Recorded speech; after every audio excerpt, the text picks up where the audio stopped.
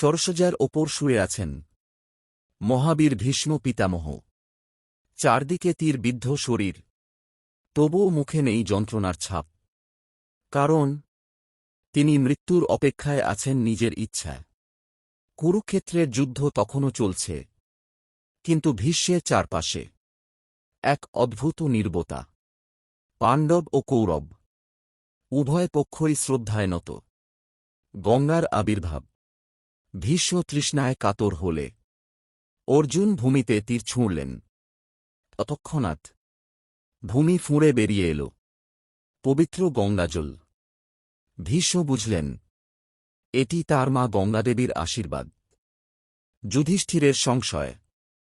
যুধিষ্ঠির এগিয়ে এসে বললেন, পিতামহ, রাজা হলে কিভাবে ন্যায়, ধর্ম ও প্রজারক্ষা করব? ভীষ্ম তখন শুরু করলেন মহাভারতের সবচেয়ে গভীর উপদেশ, ভীষ্মের রাজধর্ম। তিনি বললেন, রাজা কখনো নিজের সুখ আগে ভাববে না। প্রজার দুঃখই রাজার সবচেয়ে বড় দায়িত্ব। ক্ষমতা অহংকার আনলে রাজ্য ধ্বংস হয়। ধর্ম ছাড়া রাজত্ব মানেই অরাজকতা। তিনি বললেন, যে রাজা সত্য ছেড়ে দেয় সে রাজা নয়, সে অভিশাপ। যুধিষ্ঠির স্তব্ধ হয়ে শুনলেন। এই শিক্ষাই ভবিষ্যতে তাকে ধর্মরাজ বানাবে। মৃত্যুর অপেক্ষা। ভীষ্ম জানতেন উত্তরায়ণ না এলে তিনি দেহ ত্যাগ করবেন না।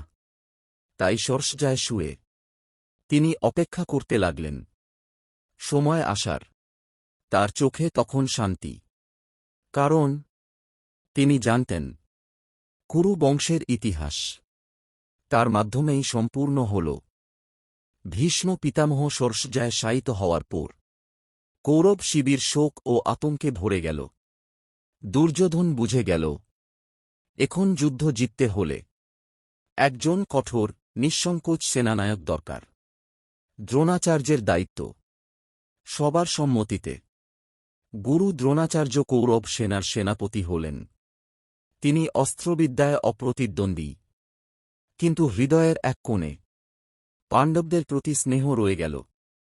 তবুও রাজধর্ম পালনে তিনি যুদ্ধ ময়দানে নামলেন। চক্রব্যূহের পরিকল্পনা। দ্রোণাচার্য ভয়ঙ্কর এক রণকৌশল রচনা করলেন, চক্রব্যূহ। এই ব্যূহে ঢোকা সহজ, কিন্তু বেরোনো প্রায় অসম্ভব। পাণ্ডব শিবিরে আতঙ্ক ছড়িয়ে পড়ল। ঠিক তখনই এগিয়ে এল অর্জুন পুত্র অভিমন্যু। সে বলল, আমি চক্রব্যূহে ঢুকতে জানি। কারণ মায়ের গর্ভে থাকতেই অর্জুনের কাছ থেকে সে ব্যূহ ভেদ করার কৌশল শুনেছিল। একাকী যুদ্ধ। চক্রব্যূহে ঢোকার পর অন্য পাণ্ডবরা আটকে পড়লেন। একাই লড়তে থাকল কিশোর অভিমন্যু, দ্রোণ, কর্ণ, কৃপা, অশ্বত্থামা। সবার সামনে সে বীরত্বের নজির গড়ল। রথ ভাঙল, অস্ত্র ভাঙল, তবুও সে থামল না।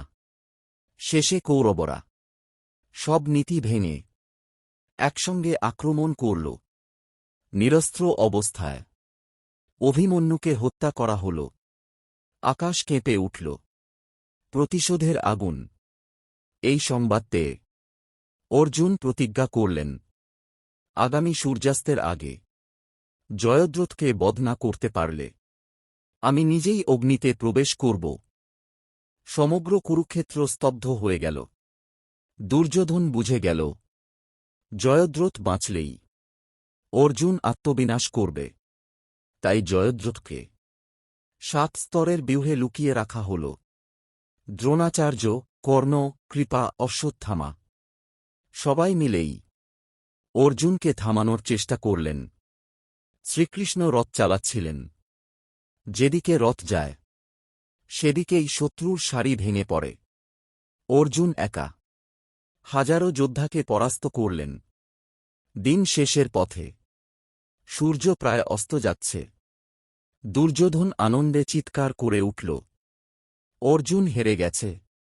ঠিক তখনই শ্রীকৃষ্ণ তার অলৌকিক শক্তিতে সূর্যকে আড়াল করলেন। সবাই ভাবল সূর্যাস্ত হয়ে গেছে। জয়দ্রথ আনন্দে লুকানোর জায়গা থেকে বেরিয়ে এল। এই সুযোগেই অর্জুন গর্জে উঠলেন, এই তো সময়! এক অদ্ভুত তীরে জয়দ্রথের মস্তক ছিন্ন হয়ে সোজা গিয়ে পড়ল তার পিতার কোলে। সূর্য আবার উদিত হল। কৌরব শিবিরে নেমে এল। শোক ও আতঙ্ক।